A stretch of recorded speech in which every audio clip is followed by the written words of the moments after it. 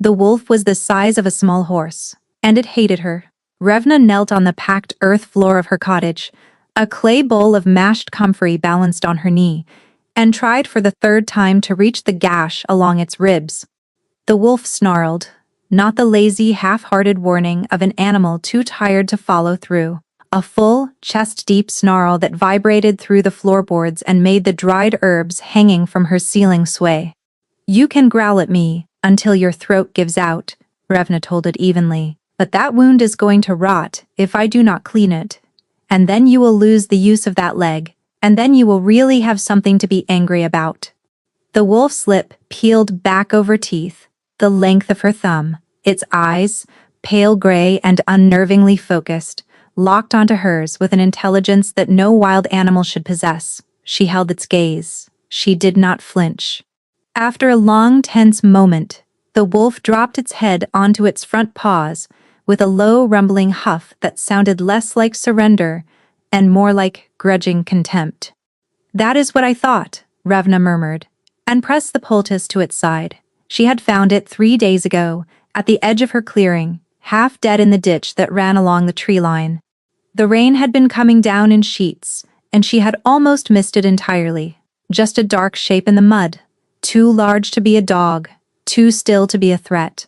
She had stood over it with her lantern raised, and her heart hammering, watching the shallow rise and fall of its enormous ribcage, and made the kind of decision that sensible people did not make. She dragged it inside. It had taken everything she had. The wolf was easily 3 times her weight, and she had to wrap a canvas tarp beneath its body and haul it across the floor in stuttering, breathless increments.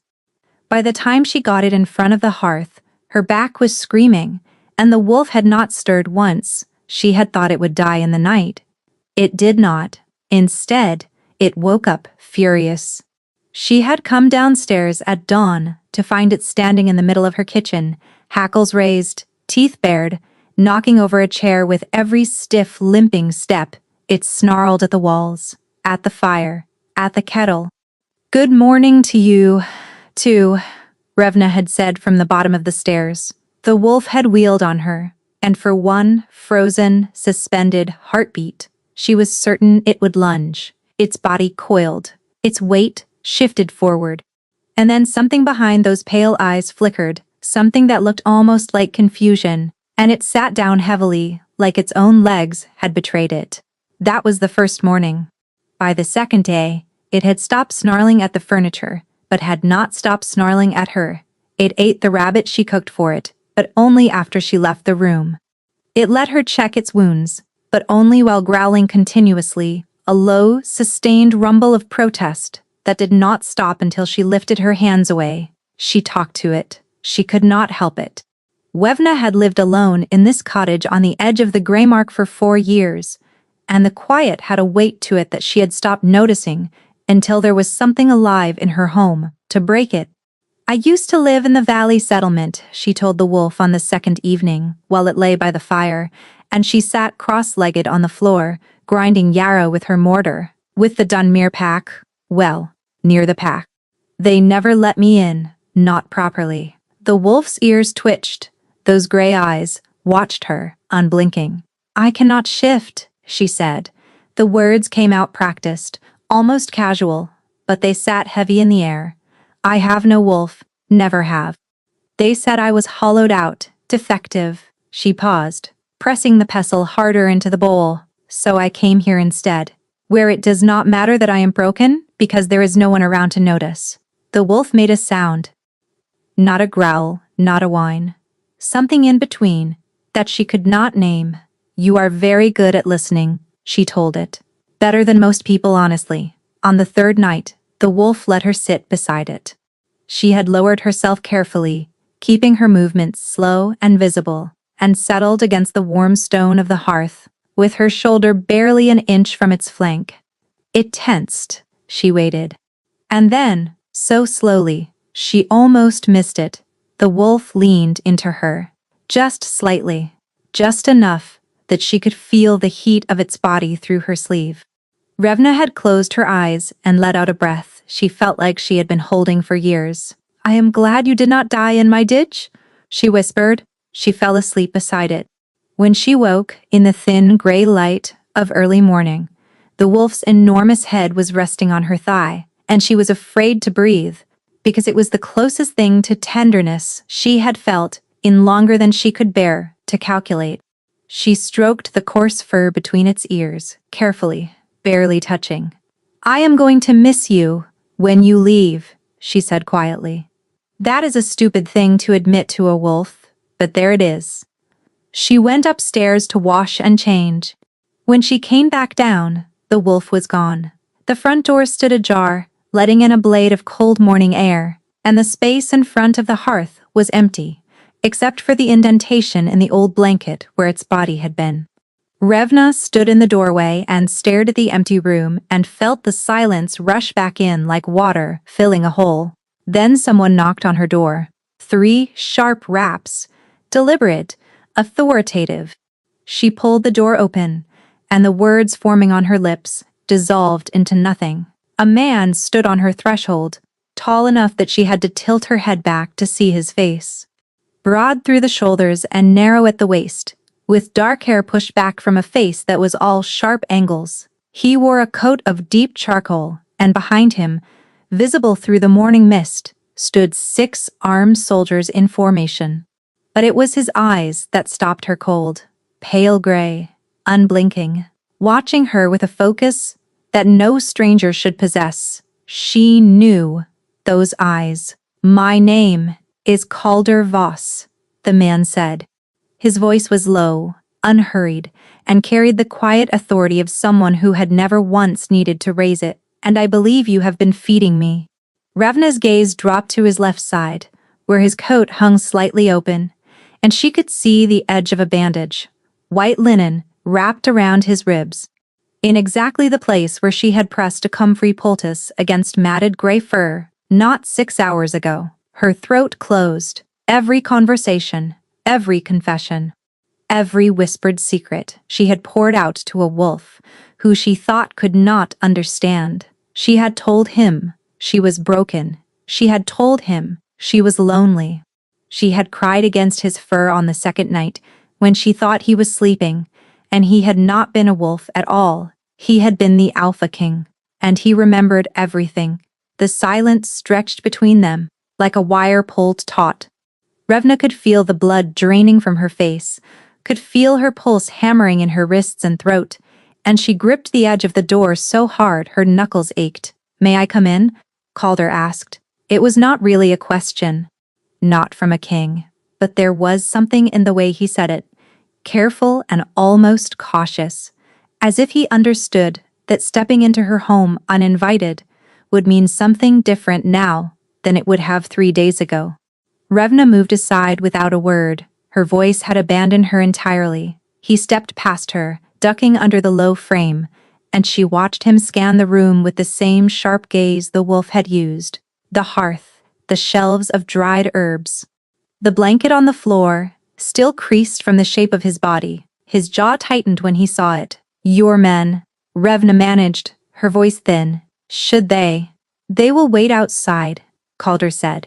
He turned to face her, and up close, standing in her small kitchen with his shoulders nearly spanning the width of the room, the resemblance was unbearable. The same rigid posture, the same guarded stillness.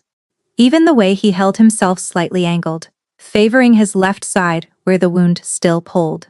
She had spent 3 days learning the body language of the wolf, and now she was seeing it translated into human form. The dissonance made her dizzy. Sit down, she said, because telling other people what to do when her own world was tilting sideways, with the only skill she had left. He raised an eyebrow, but sat. The chair creaked under his weight. Revna lowered herself into the chair across from him, folded her hands in her lap, and forced herself to meet his gaze. You are the Alpha King, she said. Yes, and you were the wolf. Yes, for 3 days. Something shifted in his expression. The hard mask cracked, just barely, and beneath it she saw exhaustion so deep it looked carved into his bones. I did not choose it, he said quietly. The shift. It was not voluntary. What do you mean? Calder leaned back in the chair and pressed his palm flat against the bandaged wound on his ribs. There is a curse, he said, and the word came out like something he had been carrying in his mouth for too long, heavy and bitter. It has been building for months. I lose control. My body shifts without warning, without consent, and each time it happens, it takes longer to come back. Revna stared at him. How much longer? The first time, it lasted minutes, then hours, then a full day. He paused. This time was 3 days, the longest yet. The implications settled over her like cold water. You are losing yourself, she whispered. His silence confirmed it more effectively than any words could have. My advisors have been searching for me since I disappeared, he continued, his tone carefully controlled. They tracked my wolf form to the Grey Mark. I was feral when I arrived here. I do not remember most of the journey. I remember. He hesitated. Something moved behind his eyes that she could not read. I remember your voice. Revna's stomach dropped. Of course he did. Of course he remembered her, babbling about her loneliness, and her broken wolf and her pathetic exile to a cottage at the edge of nowhere. She wanted the floor to crack open and pull her down into the earth. Your Majesty, whatever I said to you, while you were. She stumbled over the words. I thought you were an animal. I did not know you could understand me. I would never have presumed to burden the king with my...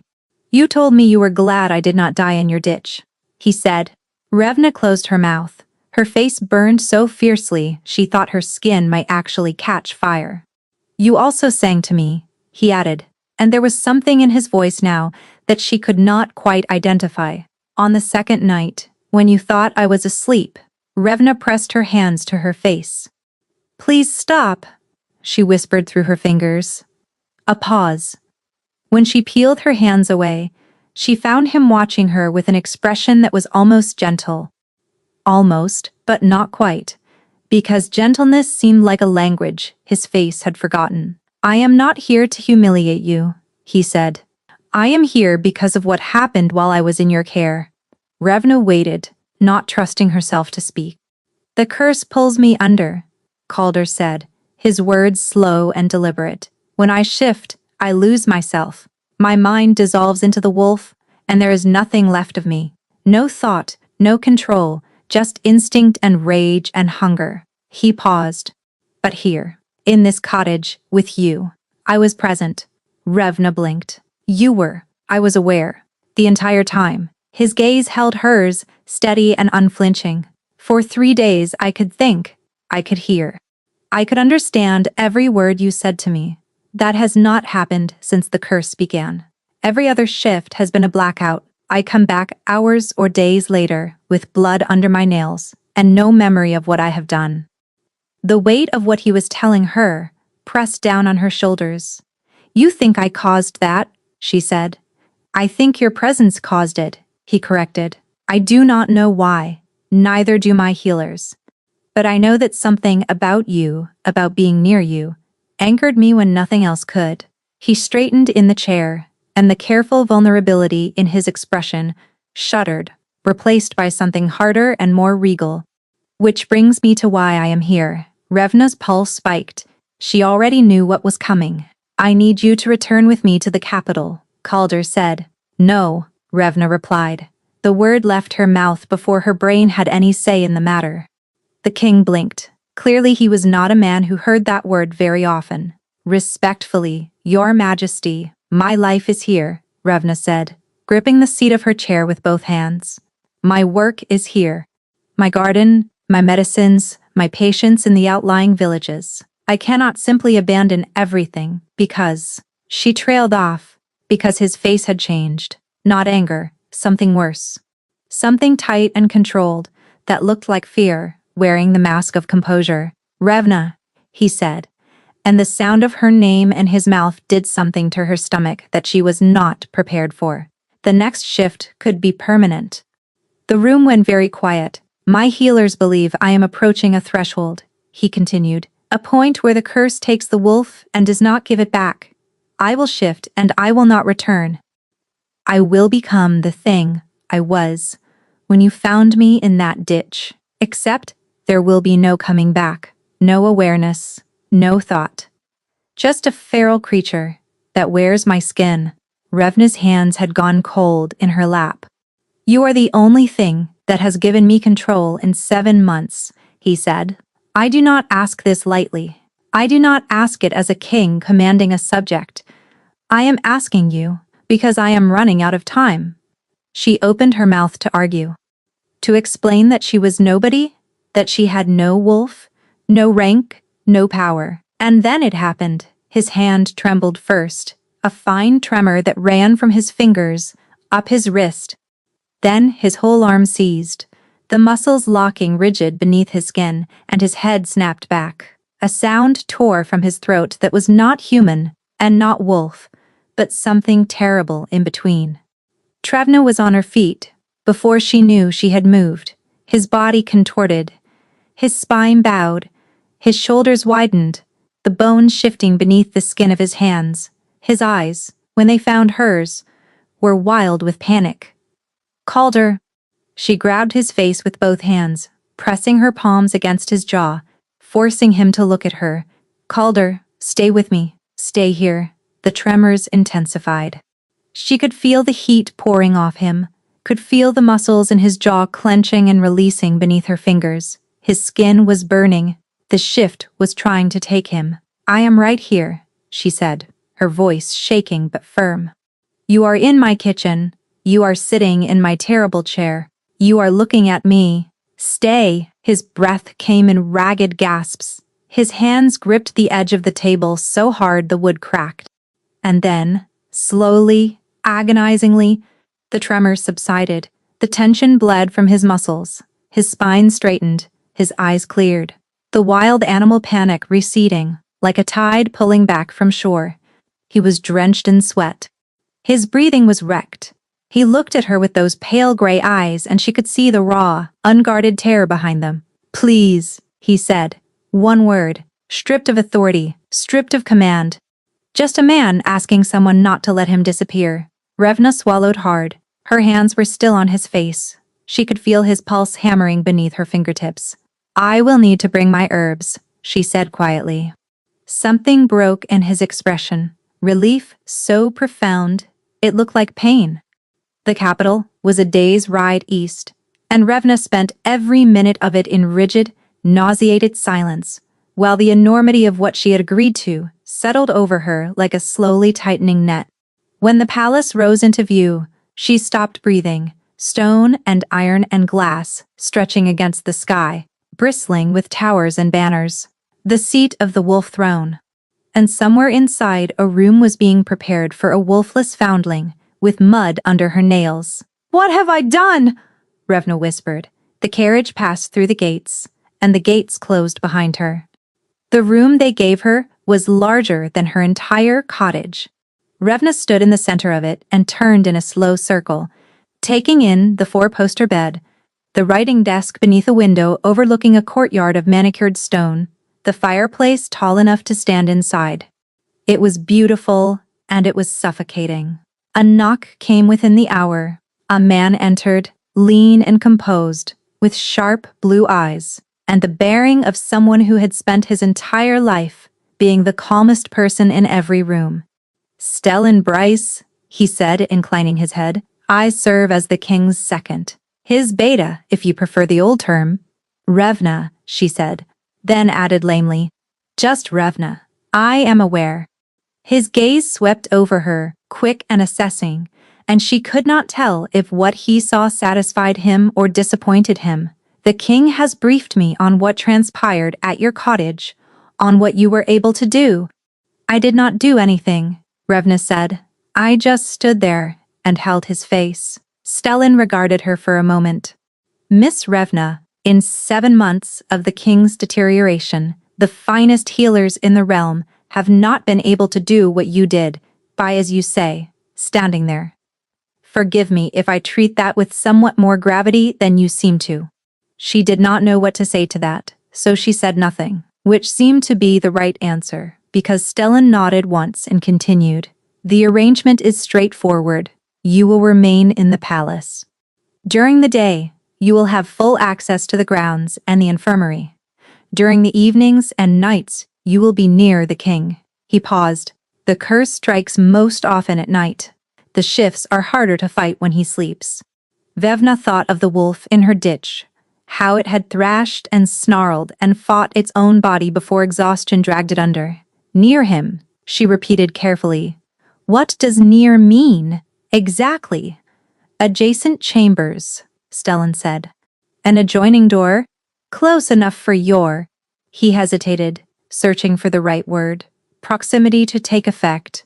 Revna nodded slowly. And does the king know you are here telling me this? He requested that I handle the logistics. Another pause, and something shifted in Stellan's careful composure. His Majesty does not find this situation comfortable. He asked me to convey his regret for the disruption to your life. That sounded rehearsed. It sounded like a man who could not bring himself to say it in person, which meant it was genuine. Tell him I said thank you, Revna replied, and that I have endured worse disruptions than a warm bed and a room with actual glass in the windows. Stellan's mouth twitched, just barely. I will convey the message. The first 3 nights passed in a strange, suspended haze. Revna stayed in her chamber with the adjoining door cracked open, listening to the sounds that filtered through from the king's rooms. The creak of furniture, the restless rhythm of pacing. The low, muffled sound of a man fighting his own body in the dark. She did not go in. He did not ask her to. The door stayed cracked, a compromise. Neither of them had negotiated, but both seemed to understand. On the first morning, a servant arrived with a breakfast tray so elaborate that Revna stared at it for a full minute before touching anything. On the second morning, the tray included a small vial of lavender oil that she had not requested, with no note attached. On the third morning, the tray included a set of new glass jars for her herbs. Empty, clean, and perfectly sized for the varieties she worked with most. Someone had been paying attention. Someone who had watched her sort and grind and store herbs for 3 days in a firelit cottage and had remembered exactly what she needed. Revna picked up one of the jars and turned it in her hands. Her throat tightened with something she refused to name. She saw Calder during the days, but only at a distance. He moved through the palace like a storm system, surrounded by advisors and guards, his expression locked in the rigid mask of a man holding himself together through sheer will. She passed him once in a corridor, and his gaze cut to her for the briefest moment before snapping away. He did not speak. He did not slow his stride. But the advisors flanking him exchanged a look after he passed her, and one of them glanced back at Revna with naked curiosity. She ignored it. One more palace full of people wondering what she was doing here would not break her. The infirmary became her refuge. The head healer, a wiry woman named Odwin, was waiting for her when she found the place on her 4th morning. "So you are the wolf whisperer," Odwin said, not looking up from the salve she was mixing. "I'm a herbalist," Revna corrected. "From the Greymark self-taught, no wolf." Odwin glanced up, her eyes shrewd. "And somehow, you are the only thing keeping the Alpha King in his own skin. It sounds worse when you say it like that." Odin snorted. "It sounds accurate." She pushed a mortar and pestle toward Revna. "Make yourself useful. I have a guard with a dislocated shoulder, and another with a stomach complaint that has been coming back every 3rd day for a month, and I do not have enough hands." Revna picked up the mortar and felt something loosen in her chest. This, at least, she understood. It was Odwin who told her the full scope of what was happening. "The curse is accelerating," the healer said that evening, while they worked side by side in the dim back room of the infirmary. For nearly 3 years, the curse attacked his mind at night, nightmares, torment, things he will not speak of. But 7 months ago, it crossed into his body. The involuntary shifts began, and they have been growing worse ever since. 6 months ago, they came once a month. Now they come every few days, and they last longer each time. The king fought one off in the throne room last week, in front of the entire court. Revna's hand stilled over the bowl of crushed willow bark. He managed to leave the room before it took him fully. Odwin continued, her voice flat with the practiced calm of someone who had been worried for a very long time. But half the court saw his hands change. They saw the bones shifting. Stellan covered it admirably. But the rumors are spreading. What happens when the rumors become certainty? Revna asked. Odwin met her gaze steadily. Then every rival pack, every border lord, every ambitious alpha with a claim to press will know that the king is vulnerable, and they will come. The word vulnerable sat in Revna's stomach like a stone. That night, lying in her bed, with the adjoining door cracked open, she listened to the silence from his chambers, and could not sleep. The palace was enormous and full of people, but the loneliness here felt different from the loneliness of her cottage. There, she had been alone because no one wanted her.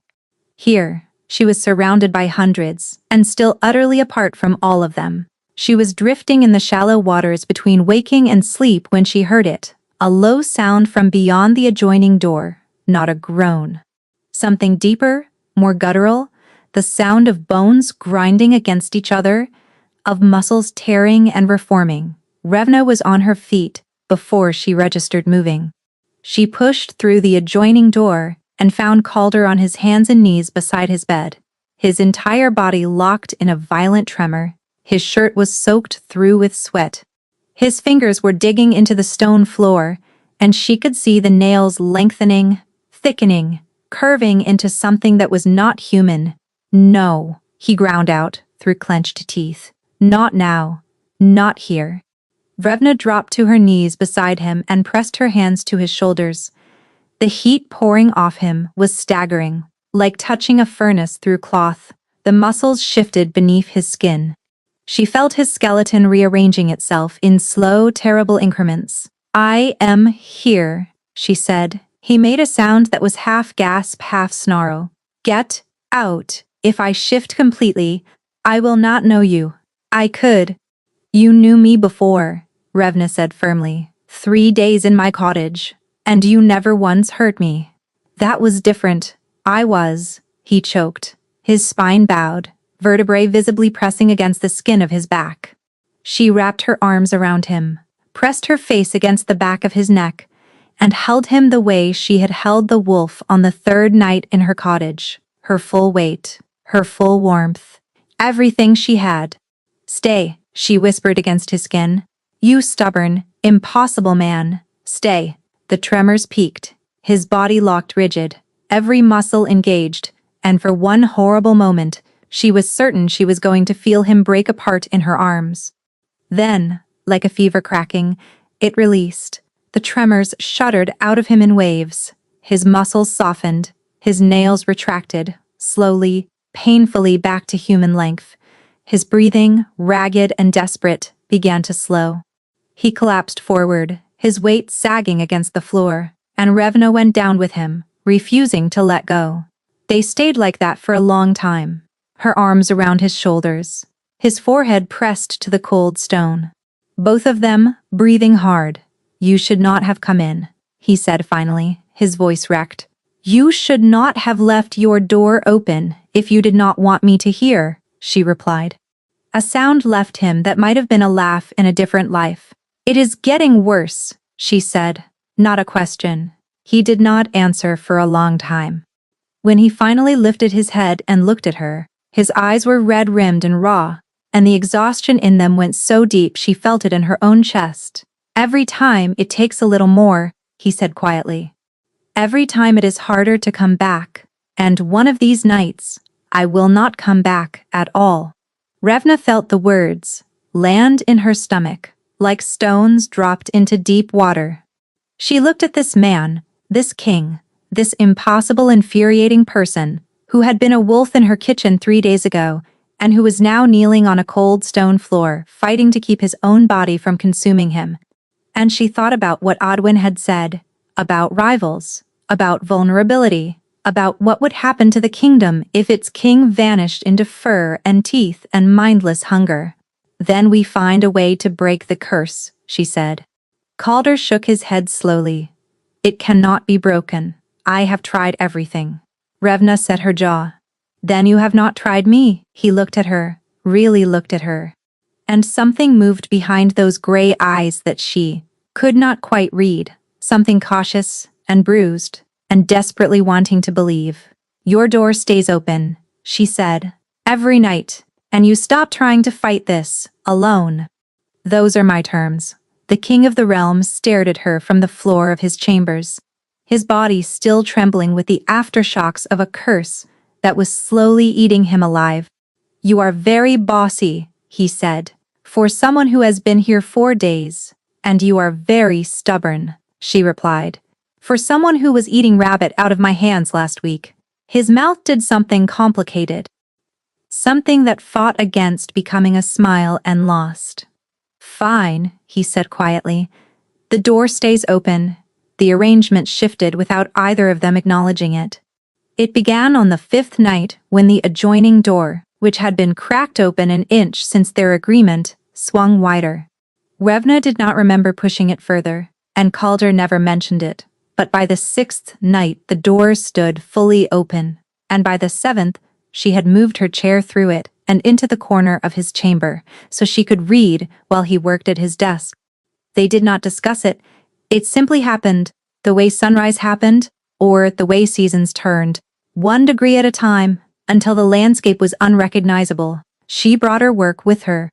Bundles of dried herbs, her mortar, her journal of remedies. She sat in her corner, and ground and sorted and mixed, while the king worked through correspondence that seemed to regenerate, no matter how many he completed.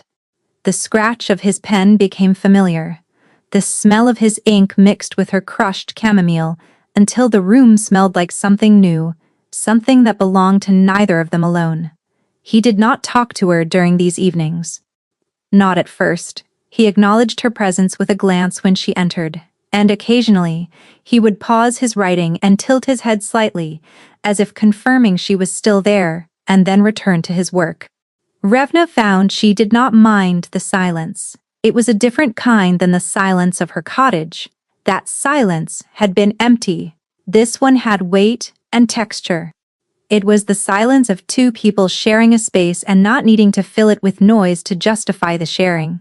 But she talked anyway, because she could not help herself.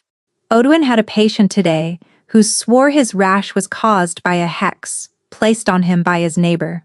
She said on the 8th evening, not looking up from the feverfew she was stripping. He was very insistent.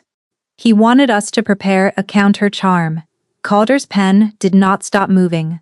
And it was a wool allergy. He had just bought a new coat. The pen paused. She glanced up and caught the faintest crease at the corner of his mouth before he smoothed it away. "What did you tell him?" he asked. "I told him the cure was to stop wearing the coat." She pulled a stem apart with practiced fingers. "He said he would rather be hexed." It was apparently a very expensive coat. The sound Calder made was barely audible, a short exhale through his nose that someone less attuned might have missed entirely. But Revna had spent 3 days reading the emotional register of a wolf who communicated through ear positions and the angle of his head, and she knew amusement when she heard it, however deeply buried. She stored these moments like pressed flowers. The almost laugh, the way his writing hand slowed when she spoke, as if he were concentrating on her words as much as his documents. The morning she found a second chair in his chamber, sturdier than the first, positioned in what had become her corner, with a small table beside it just large enough for her mortar and pestle. He never mentioned the chair. She never thanked him for it. They both understood what it meant, and naming it would have made it something that required discussion, and discussion would have introduced the possibility of one of them deciding it was too much. The shifts still came, not every night, but often enough that Revna learned to read the warning signs. A tension in his shoulders that went beyond his usual rigidity, a slight tremor in his writing hand, the way his jaw would lock and his nostrils would flare, as if he were scenting something she could not detect. When it began, she moved to him. No hesitation now. She would cross the room and put her hands on his shoulders, or his arms, or the back of his neck, wherever she could reach, and press her warmth against him until the tremors passed. Sometimes it took minutes. Sometimes it took the better part of an hour, with Revna kneeling beside his chair, while his body fought itself, and she whispered whatever came to mind. I once treated a goat that had eaten an entire basket of soap, she told him. Through one particularly bad episode, her hands pressed against his forearms, while the tendons stood out like cables beneath his skin. The bubbles were spectacular. The farmer was not amused. Calder's breath came in sharp, ragged bursts. His eyes were squeezed shut. The goat was fine, she continued. Smelled lovely for a week. Afterward, not all at once, but incrementally, like a fist unclenching finger by finger, the shift retreated. His breathing steadied. When he opened his eyes and looked at her, the gratitude in them was so raw she had to look away. You are absurd, he said, his voice hoarse. You are welcome, she replied. One night, she fell asleep in her chair. She woke with a blanket draped over her that smelled like him, wood smoke and leather and something wild underneath that made her wolf, her absent, non-existent wolf, ache in a way she could not explain. She had never felt her wolf before. Had spent her entire life with that hollow emptiness where the animal should have been. But now, in the king's chambers, wrapped in his scent, something stirred in the place that had always been silent. Not a wolf exactly, not yet, but the shape of one, the echo of something that might have been there all along, sleeping, waiting. She did not tell anyone. She barely admitted it to herself. Stellan noticed the change before anyone else. He found Revna in the infirmary one afternoon, her hands stained green from the batch of healing salve she was preparing for the palace guard.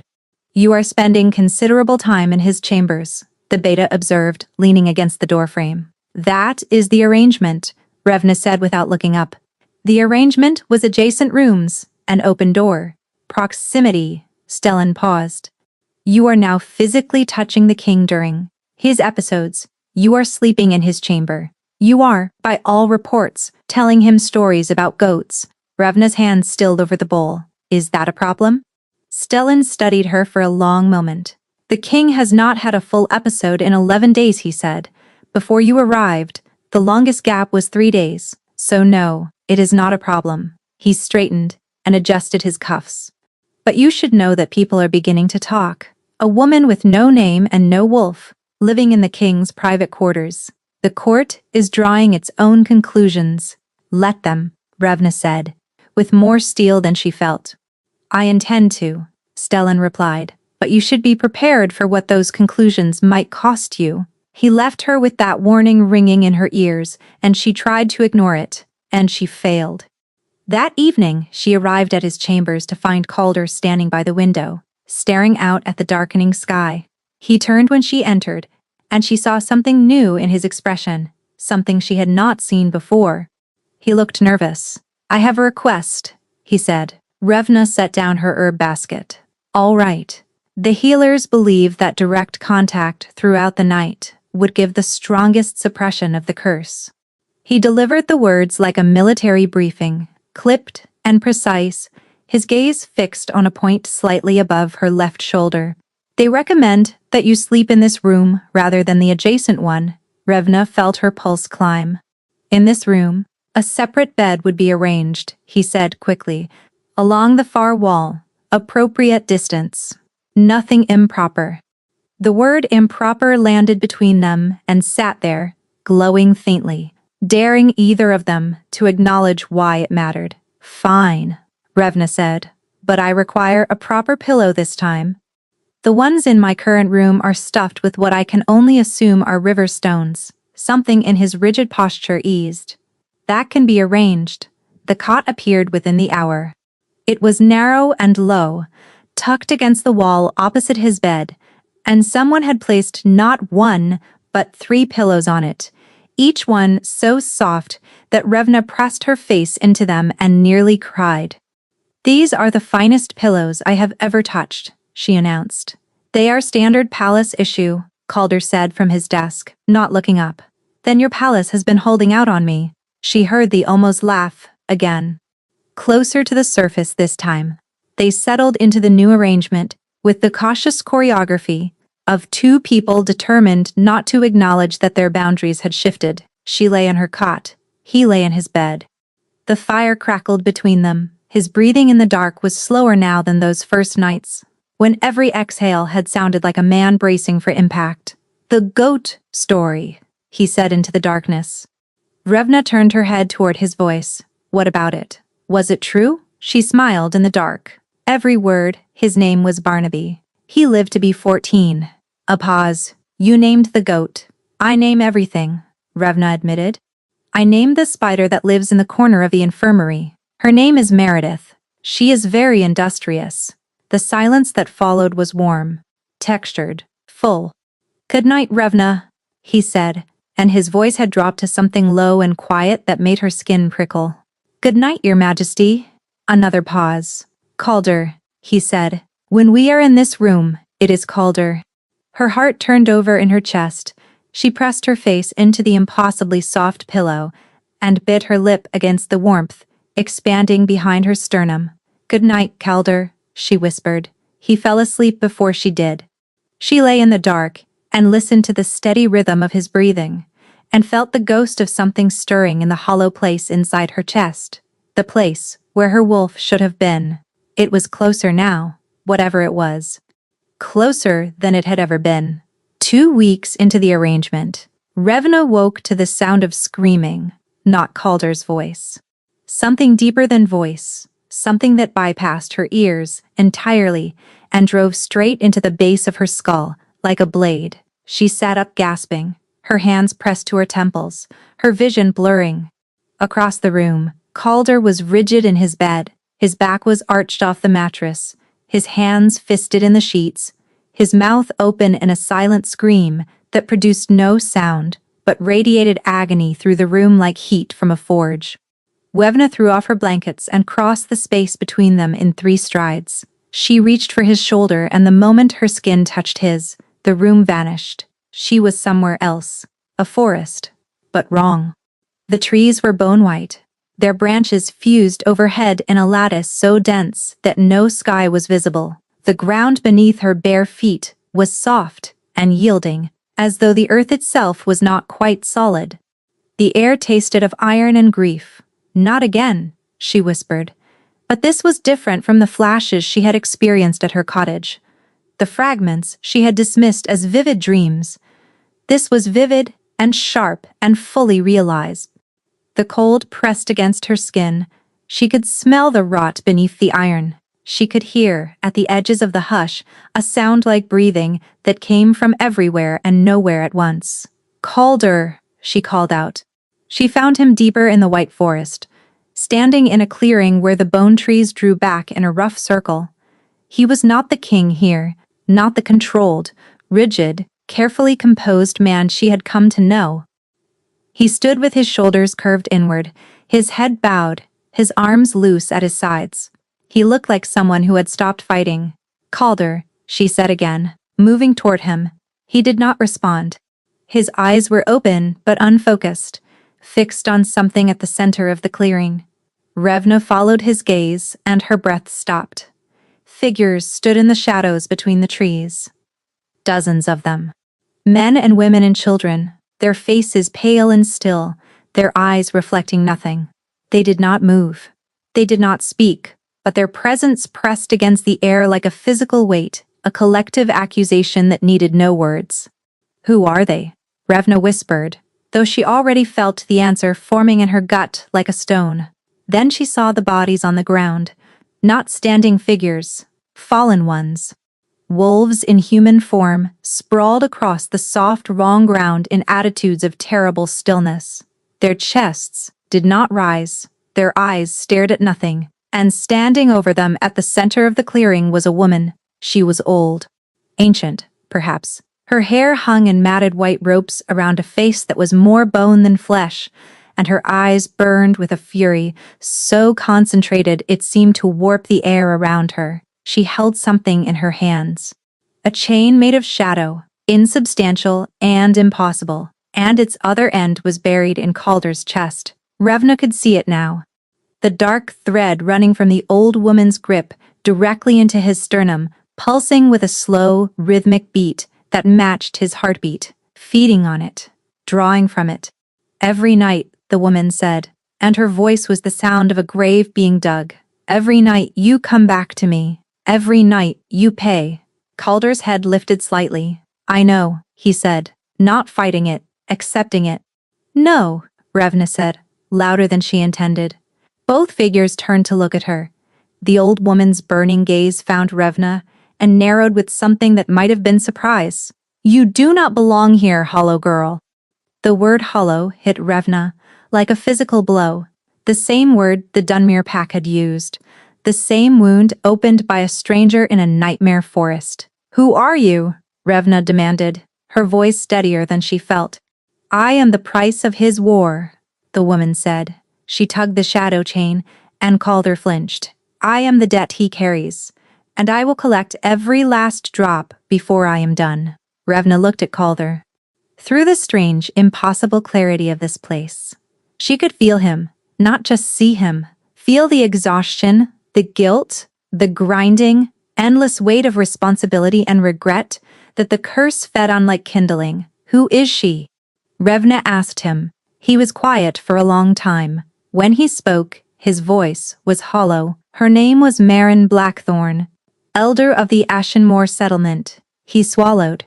3 years ago, a territorial dispute escalated between Ashenmoor and the Crown. I sent soldiers to enforce the border ruling. It was supposed to be a show of force, nothing more. His hands clenched at his sides. The commanding officer exceeded his orders. There was a confrontation. People died. His voice cracked. Marin's daughter, her granddaughter, 14 wolves in total, half of them children.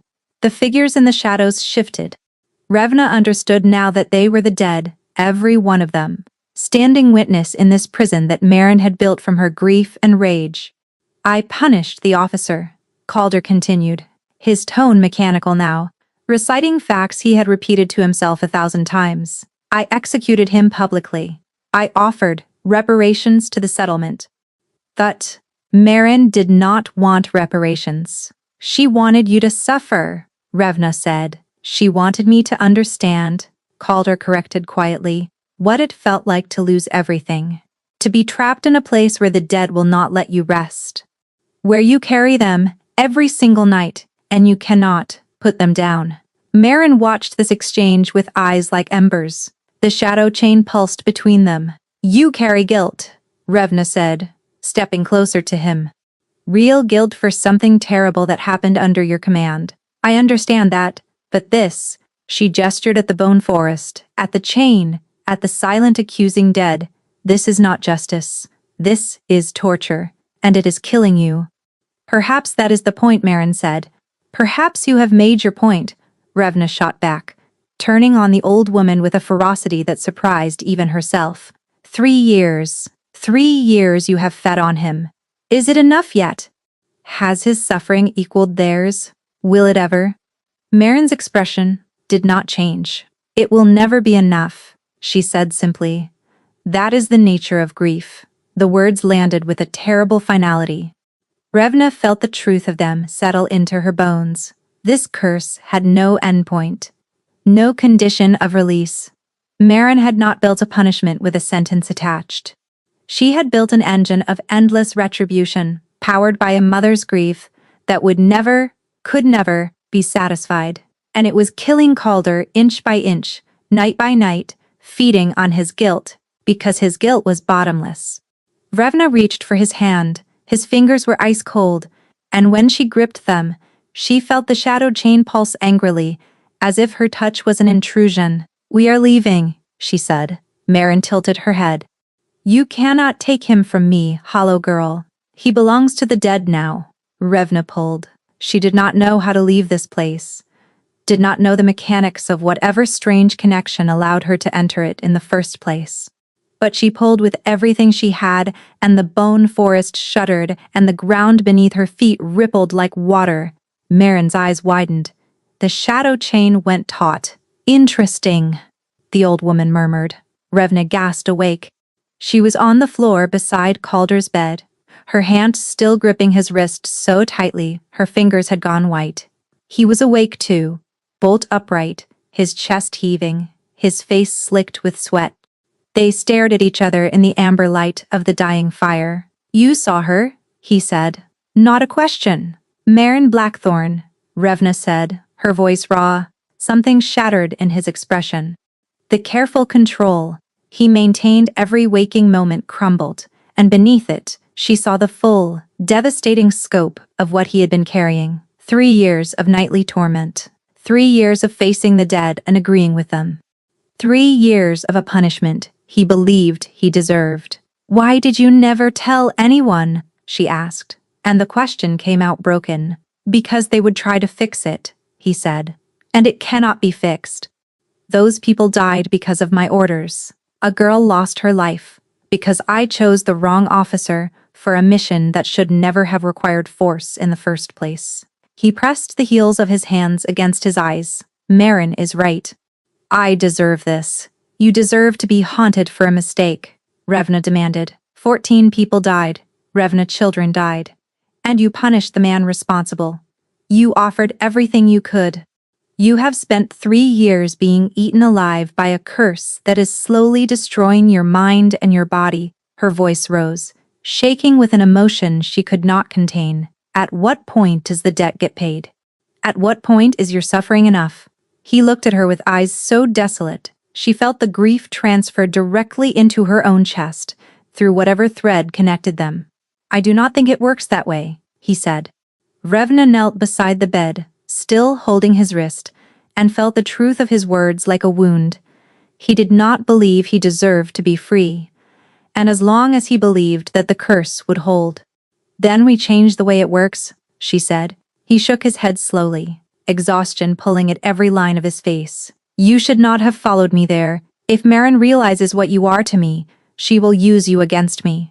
She will find a way to hurt you, and I cannot. His voice broke. I cannot carry that too. Revna felt her chest tighten around a feeling so large, it pressed against her ribs and stole her air. What I am to you, she repeated softly. His eyes met hers, and the rawness in them was unbearable. She saw it, then. The thing he had been fighting, the thing he would not name, the pull that had existed between them since a wounded wolf had leaned into her shoulder by a dying fire. He knew. He had known for weeks, and he was terrified. Go to bed, Revna, he said quietly. Please. She released his wrist. She climbed back into her cot. She lay in the dark and listened to him breathe, and neither of them slept for a very long time. In the morning, his eyes were hollow. And when he left for the council chamber without looking at her, she felt the distance between them like a blade, pressed flat against her ribs. The attack came 3 days later. Not from Marin. Not from the curse. From the court. Revna was crossing the main hall when she heard the whispers coalesce into something louder. A cluster of nobles near the great staircase, their voices carrying further than they intended, or perhaps exactly as far as they intended.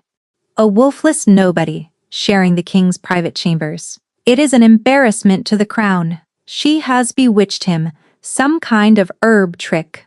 The Greymark is full of hedge witches and frauds. The king has been declining since she arrived. Coincidence? I find that very difficult to believe. Revna kept walking, spine straight, face blank, hands trembling in the folds of her skirt. She made it to the infirmary before the composure cracked. Odwin took one look at her face, shut the door, and guided her to a stool. The court? Revna managed, I heard. Odwin's voice was flat with controlled anger. Lord Harwin has been circulating a formal petition to have you removed from the palace. He has 14 signatures. Revna pressed her palms against her knees to stop them from shaking. On what grounds? Impropriety. Undue influence on the crown. Suspicion of coercion through unlicensed herbal remedies. Odwin paused. He is also implying you are using your position in the king's chambers to pursue an inappropriate relationship. The words hit like stones, each one precise and calculated to wound. It is not true, Revna said, though she knew that was not the point. The truth did not matter in courts, perception did. And the perception was that a nameless, wolfless woman from the borderlands had wormed her way into the most powerful man's private quarters.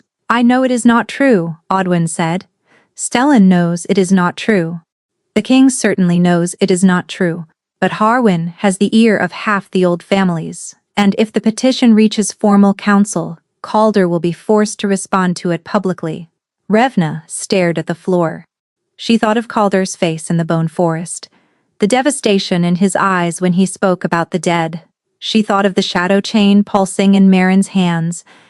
She thought of what it would do to him to stand before his court and explain why a nobody herbalist slept in his rooms every night. She thought of what it would do to him if she left. "Does Calder know about the petition?" she asked. "Stellan is briefing him now." Revna closed her eyes. The summons came within the hour, not from Calder. From Stellan.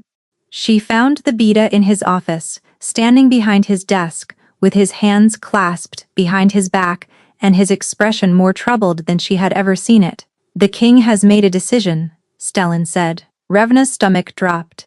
She could hear it in his voice, the careful neutrality that meant the words would not be kind. "He is dissolving the arrangement," Stellan continued, "effective immediately. Your quarters will be relocated to the East Wing, and your access to his private chambers will be revoked." The room tilted. Revna gripped the back of the nearest chair. "He is doing this because of the petition," she said. "He is doing this because of what happened 3 nights ago," Stellan corrected. "The episode in the Bone Forest." Revna went cold. "He told you about that. He told me you followed him into the curse. That you confronted the entity anchoring it."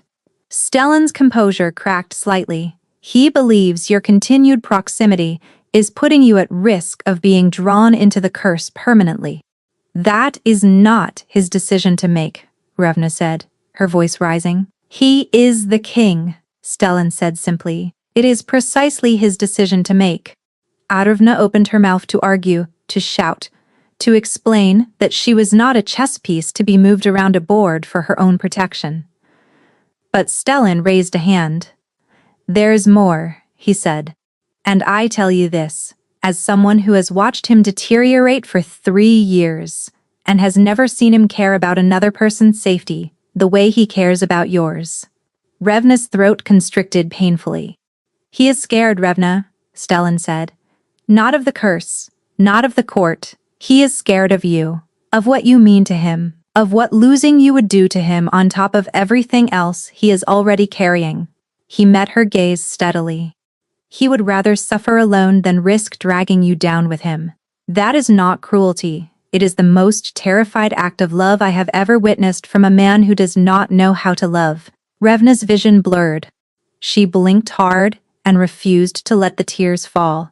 "Where is he now?" she asked. "He has requested that you do not seek him out. Where is he, Stellan?" The Beta held her gaze for a long waited moment. Then he sighed.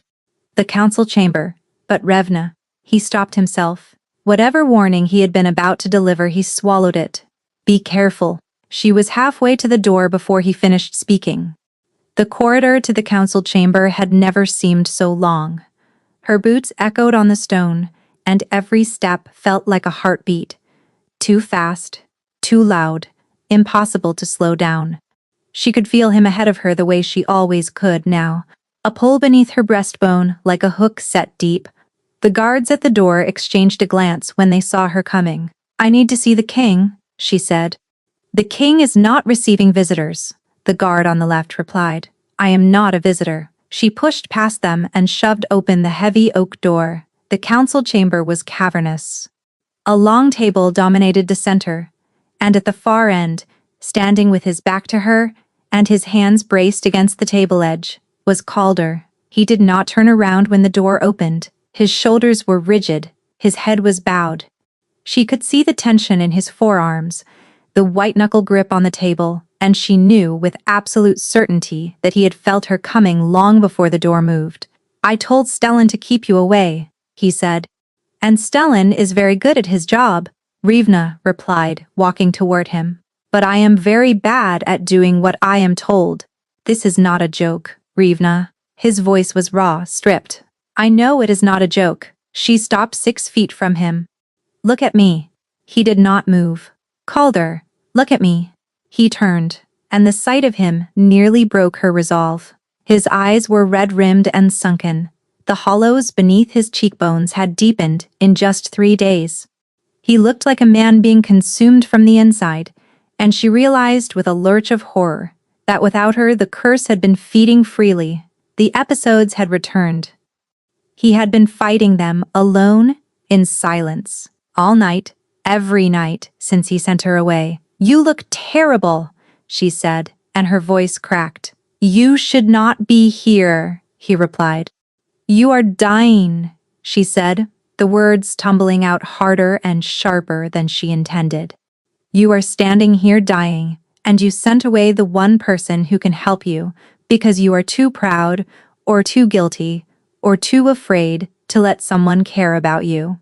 His jaw clenched so hard she could see the muscles jumping beneath his skin. "It is not pride," he said. "Then what is it?" "It is the fact that I watched you enter a cursed nightmare and confront a dead woman's ghost." His voice rose for the first time she had ever heard, the controlled composure fracturing. "It is the fact that Marin saw your face and knows your name, and if I keep you close, she will find a way to trap you there, with me, and I will not. I will not do that to you." "You are not doing anything to me," Revna said, stepping closer. "I am choosing this, then choose differently." "No." The word hung in the air between them. She watched his face struggle with something enormous, something that wanted desperately to surface and was being held down by sheer force of will. "Odwin told me something," Revna said, her voice dropping lower. "She said the curse feeds on your guilt, that it is self-sustaining because you agree with it. Because some part of you believes you deserve everything Marin is doing to you." His silence confirmed it. "You think sending me away is noble?" she continued. "You think you are protecting me, but what you are really doing is punishing yourself again, adding one more sacrifice to the pile and calling it duty." "You do not understand," he ground out. "I understand perfectly. I spent 23 years believing I was broken because I had no wolf, believing I deserved to be alone because I was defective, believing that if I made myself small enough and useful enough, maybe someone would let me stay." Her eyes burned. "I know what it looks like when someone decides they do not deserve good things, Calder. I have been that person my entire life, and I am telling you that it is a lie." He stared at her. She stared back. The distance between them felt unbearable. "Let me stay," she said, "please." His hand came up and pressed against his sternum, against the place where the shadow chain anchored. "If I let you stay, and the curse takes you too, then we face it together, and if we both lose, then at least neither of us loses alone." The silence that followed was the loudest thing she had ever heard. She watched him break. Not dramatically, not with collapse or tears, but with a quiet fracture that moved through him like a crack through ice. His shoulders dropped, his grip on the table loosened, and when he looked at her, the walls behind his eyes were gone. "I cannot promise you will be safe," he said. "I have never been safe," Revna replied. "That is not what I am asking for." He crossed the distance between them in 2 strides and pulled her against his chest so hard she lost her breath. His arms locked around her, his face buried in her hair, and she felt the shudder that ran through his entire body as something he had been holding gave way. She pressed her hands flat against his back and held on. "You are the most infuriating woman I have ever met," he said against her hair. "You ate rabbit out of my hands," she reminded him. "You have no room to judge." The sound he made was halfway between a laugh and a sob. He held her tighter, and she could feel his heartbeat slamming against her own, and the pull between them hummed so fiercely, it was almost audible. They stood in the empty council chamber, wrapped around each other, and for the first time since she had arrived at the palace, Revna felt like she was exactly where she was supposed to be. Then Calder made a sound she had not heard before. A low, involuntary groan that vibrated through his chest and into hers. His arms tightened convulsively, and his whole body went rigid. "Calder?" She pulled back to look at his face. His eyes had gone wide, not with pain. "Revna," he said, and his voice was strange, thick with something that sounded like awe. "Your scent just changed." She blinked. "What?" He leaned closer, his nose skimming the curve of her neck, and inhaled deeply. The sound he made was devastating. "You have a wolf," he breathed. The words detonated in her chest. The stirring she had been feeling for weeks, the ghost in the hollow place, the echo of something sleeping and waiting. It surged forward like a wave breaking, and Revna gasped as warmth flooded through her body from the inside out. Not broken, not hollow, not defective, dormant. Her wolf had been dormant, and it was waking up. The awakening did not happen all at once. Over the following days, Ravna felt her wolf surface in fragments, a sudden sharpness in her hearing, a sensitivity to scent that turned the palace corridors into a symphony of information, stone dust and candle wax and the iron tang of armor, and beneath it all, everywhere, inescapable, him. Calder's scent threaded through the palace, like a current through water, and now that her wolf was stirring, she could not stop tracking it. She sensed him across rooms, across floors. A low, persistent awareness that lived beneath her skin like a second pulse. And when he was near, it quickened, and when he was far, it ached. Odwin noticed immediately. "Sit still," the healer ordered, pressing 2 fingers to the pulse point beneath Revna's jaw. "Your heart rate is elevated." "I am fine," Revna said. "You are radiating pheromones, like a signal fire. Half the wolves in the infirmary have been staring at you for the last 20 minutes. Odwin pulled back and folded her arms. "When did this start?" Revna told her. "About the stirring, the warmth." The way Calder had pressed his face against her neck, and said the words she had spent her entire life, believing she would never hear. Odwin was quiet for a long time. Then she crossed to her bookshelves and pulled down a volume, so old, the spine cracked when she opened it. "There are documented cases," she said, flipping through brittle pages, "of wolves that remain dormant for decades, triggered into awakening by the presence of a bonded mate." She looked up. "It is exceptionally rare. The bond itself acts as the catalyst. The wolf cannot emerge without the anchor of its other half." Revna's mouth went dry. "You are saying my wolf was waiting for him. I am saying your wolf could not wake up without him." Odwin closed the book. "Which also means the bond between you is not new, Revna. It did not form when you met. It existed before either of you were aware of it. Your wolf recognized him the moment he stumbled into your clearing. That is why he stayed lucid during the 3 days in your cottage. That is why your proximity suppresses the curse. The bond has been fighting for both of you from the very beginning." The enormity of it pressed down on Revna's shoulders. "Does he know?" she asked. "He is an alpha king with 3 centuries of bloodline instinct. He knows." Odwin's gaze sharpened. "The question is whether he will accept it, or whether he will use it as one more reason to push you away." Revna set her jaw. She was done being pushed away. She found him that evening in his chambers, standing at the window, the way he always did when he was carrying something too heavy to sit down with. The firelight caught the sharp line of his profile and threw his shadow long across the floor. "Odwin told me," she said without preamble, "about the bond, about what it means." Calder did not turn from the window. "I know what it means." "Then, say it." A long silence. She watched the muscle in his jaw work, watched his hands flex at his sides. "You are my mate," he said to the glass. The words came out low and rough, as if they had been dragged from somewhere deep. "You have been my mate since before we met. My wolf knew it the moment I crossed into your clearing. It is why I stayed, why I could think, why every instinct I possess tells me to." He stopped himself. "To what?" Revna asked softly. He turned then, and the look on his face was the most unguarded thing she had ever seen from him. Want and fear and grief and hope all tangled together in an expression that made her chest ache. "To never let you go," he finished. Revna crossed the room. He watched her come like a man watching something he had convinced himself was not real. She stopped in front of him and lifted her hand to his face, pressing her palm against his jaw the way she had in her kitchen a lifetime ago, when his body had been trying to tear itself apart, and her touch had pulled him back. "Then do not," she said. His eyes closed, he leaned into her hand, and the sound he made was so raw, it did not have a name. "The curse will come for you," he whispered. "Marin will use you against me. She will find the bond and pull on it and try to break you, to break me. Let her try, Revna. I have spent my entire life being told I am not enough. Not wolf enough, not strong enough, not worthy enough." She held his gaze without flinching.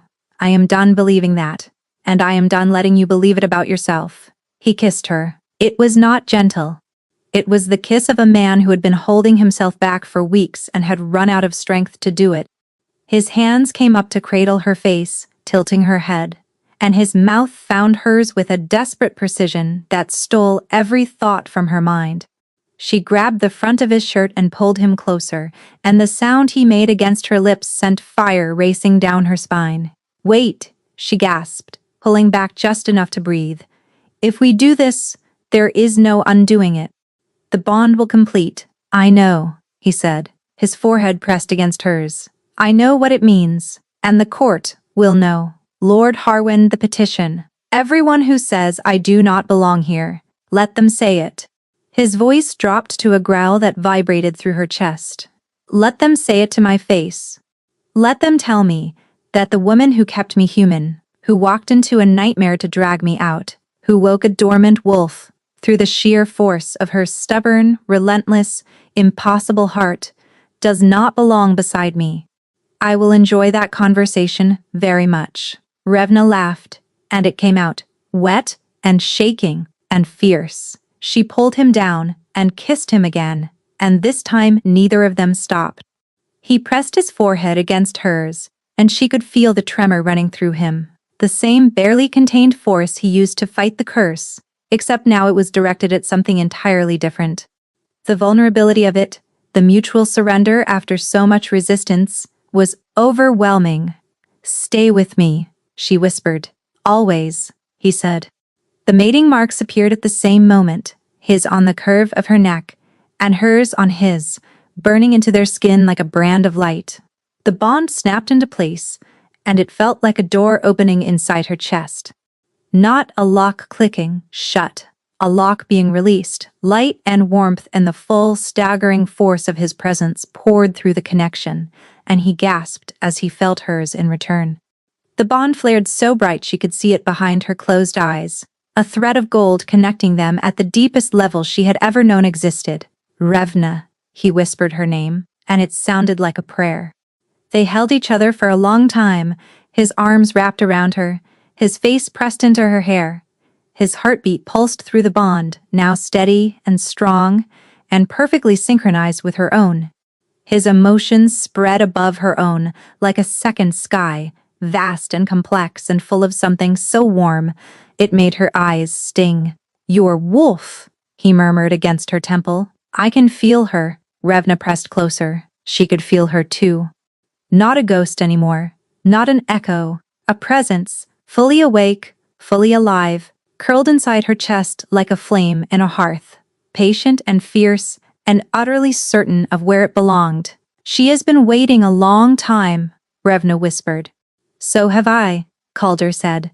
They fell asleep wrapped around each other, the bond humming between them like a song. And for the first time, Revna was not afraid of what waited on the other side. She should have been. She opened her eyes to white trees and the smell of iron. The bone forest was different this time. The trees pressed closer. Their branches fused so tightly overhead that the lattice had become a ceiling, solid and suffocating. The ground was softer than before, yielding beneath Revna's feet in a way that made her stomach lurch. And the stillness had teeth. Revna followed the bond through the white trees like a compass needle, turning north, and found him standing at the edge of the clearing where Marin waited. But he was not diminished this time. He stood tall, his shoulders set, his jaw tight. The defeated slump she had seen in every previous visit was gone. He looked at the dead surrounding them with grief in his eyes. Yes, with sorrow that ran as deep as bone, but he was not bowing under it. He was carrying it. Standing upright beneath its weight for the first time, the bond. She could feel it working in him, feel the way her presence in his chest gave him something to brace against. a foundation beneath the grief, instead of a void.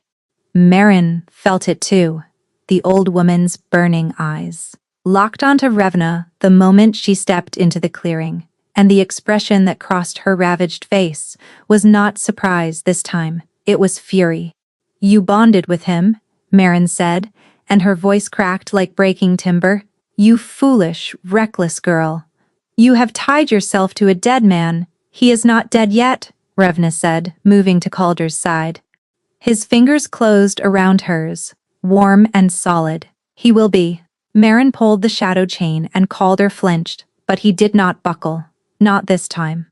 Revna felt the pain spike through the bond and absorbed some of it instinctively, drawing it into herself the way her hands drew heat from a fevered patient's skin.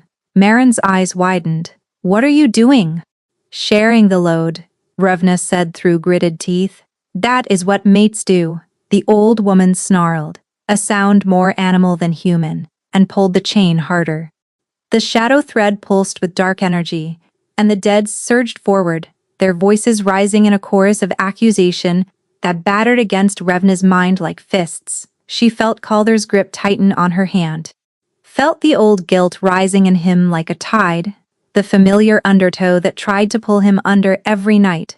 The voices of the dead telling him he deserved this, telling him he could never pay enough. But now she could hear something else too. Through the bond beneath the guilt, she could hear what Calder actually felt when he thought about the dead. Not satisfaction that they suffered, not indifference, anguish. A grief so profound and genuine that it had been eating him alive for 3 years because he cared too much, not too little. "Marin," Revna said, and her voice cut through the chorus of the dead. "He did not kill your daughter." The old woman's face contorted. He sent soldiers to enforce a border ruling. A commanding officer exceeded his orders. Calder punished that officer with death. Revna's voice was steady now, grounded by the bond humming through her. "What happened to your family was a tragedy. Nothing will ever undo it. But the man standing in front of you has spent 3 years being destroyed by grief for your daughter, for your granddaughter, for every life lost that day." "Words," Marin spat. "Pretty words from a pretty girl who knows nothing of loss." "I know loss," Revna said quietly. "I was abandoned at birth, left on the steps of a castle, by parents who did not want me. I spent 23 years believing I was broken, defective, less than nothing." She paused. "I know what it is to carry something that does not belong to you and call it yours, because the pain is the only thing that feels real." Marin stared at her. "Your grief is real," Revna continued. "Your rage is real. Your daughter deserved to live, and her death was wrong. But this," she gestured at the bone forest, at the chain, at the endless tormenting prison, "this is not keeping her memory alive. It is keeping everyone in chains." Marin's burning eyes flickered, just for a moment, just the briefest crack in the wall of fury, but Revna saw it. Beneath the rage and the curse, and the 3 years of vengeance, there was a mother, exhausted, grieving, trapped in her own creation just as surely as Calder was trapped in his. Calder spoke. His voice was rough and unsteady, but he spoke. "I dream about her," he said. "Your daughter Lyra. Every night, I dream about the white cloth in her hands. She was trying to make peace. She was braver than anyone on that field, braver than me, and I failed her." His voice broke. "I failed her, and I am sorry. I am sorry in a way that will never be adequate. No apology will ever be enough. I know that." He stepped forward, the shadow chain pulled taut against his chest, but he did not stop. "But I am asking you to let her rest," he said. "Not for my sake. For hers. She came to that field with a white cloth because she believed peace was possible. She died believing that, and I do not think she would want her mother spending eternity in a prison built from rage." Marin's face crumpled. It was devastating to watch. The fury that had sustained her for 3 years, the curse that had given her grief a purpose and a target, collapsed inward like a structure losing its foundation. What remained was a mother standing in a forest of bone, holding a chain made of shadow, surrounded by the dead she had been too broken to release. She was 17, Marin whispered. She was carrying wildflowers in her other hand. Did you know that? White cloth in one hand and wildflowers in the other, because she wanted to give them to whoever accepted the peace. Tears streamed down Revna's face. Through the bond, Calder's grief matched Marin's note for note. Two people who had been carrying the same dead girl for 3 years, one in guilt and one in rage, and neither of them had been able to put her down. Let her rest, Revna said softly. Let them all rest, and let yourself rest too. Marin looked down at the shadow chain in her hands. Her fingers loosened, and the chain thinned, flickered, became translucent. Around the clearing, the figures of the dead began to shift. The accusation in their eyes faded, replaced by something quieter, something that looked almost like release. Lyra stepped forward from the mass of the dead. She was young, so painfully young, with gentle brown eyes and a wound that still wept dark blood across her chest. But she was smiling, a small, sad, impossibly tender smile. She reached out and touched her mother's face. A single, devastating sound that contained 3 years of fury and grief and exhaustion. She pressed her face into her daughter's palm and wept. The chain dissolved. The shadow thread, buried in Calder's chest, unraveled like smoke in wind, and he staggered, gasping, his hand pressing flat against his sternum, where the anchor had been. Revna caught him bracing his weight against her shoulder. One by one the dead turned away. They walked into the white trees and faded, dissolving into the fog like breath into cold air. Lyra looked at Calder one last time. She held up her empty hand, the one that had carried wildflowers, and opened her fingers. Then she was gone. Marin stood alone in the clearing, old and broken, and finally, mercifully, unburdened. She looked at Revna with eyes that had lost their fire. What remained was something human, something tired. Take care of him, she said. Then the bone forest shattered. It broke apart like ice on a spring river, the white trees splintering, the lattice ceiling cracking open to reveal a sky she had never seen in this place. Not gray, not white, blue. Pale and fragile and impossible blue, and sunlight poured through the gaps and dissolved everything Marin had built. Revna woke in Calder's arms. Real arms, in a real bed, in a room that smelled of wood smoke and lavender, and the warm, wild scent of her mate. Sunlight was streaming through the windows, actual sunlight, golden and warm and absurdly, impossibly beautiful. Calder was already awake. He was looking at her with an expression she had never seen on his face before, open, unguarded, devastated with relief. She pressed her hand to his chest, where the shadow chain had been. There was nothing. Just skin, just warmth, just the steady, powerful beat of his heart. It is gone, she whispered. He nodded. His eyes were wet. How do you feel? She asked. He pulled her closer, tucking her against his chest, his arms wrapping around her so tightly, she could feel every breath he took. She felt his answer through the bond before he spoke it.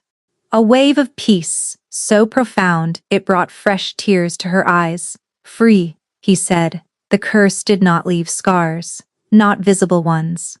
But Calder still woke some nights with his breath caught and his hand reaching for a chain that was no longer there.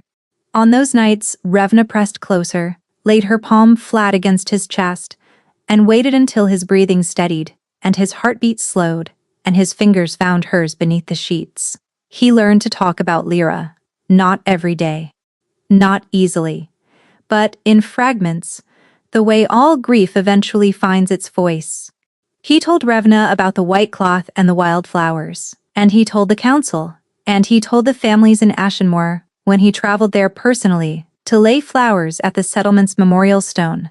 Marin was still alive, living quietly in the hills beyond Ashenmoor, tending a garden that had been untouched for 3 years. Revna sent her seeds from the palace gardens, lavender and chamomile, and a cutting from the old rosebush that grew outside the infirmary window. She did not know if Marin planted them. She sent them, anyway. The court adjusted slowly, as courts always do. Lord Harwin's petition died quietly after Calder addressed the council directly and explained, in terms that left no room for interpretation, that Revna was his bonded mate, his queen, and that anyone who wished to challenge her place was welcome to take the matter up with him personally. No one took him up on the offer. Revna shifted for the first time on a cold morning in the first month of winter. A silver wolf, smaller than Calder's dark gray, but fierce and fast, and utterly luminously alive. She ran through the palace grounds in the early snow, and Calder ran beside her, and for the first time in her life, the hollow place inside her was full.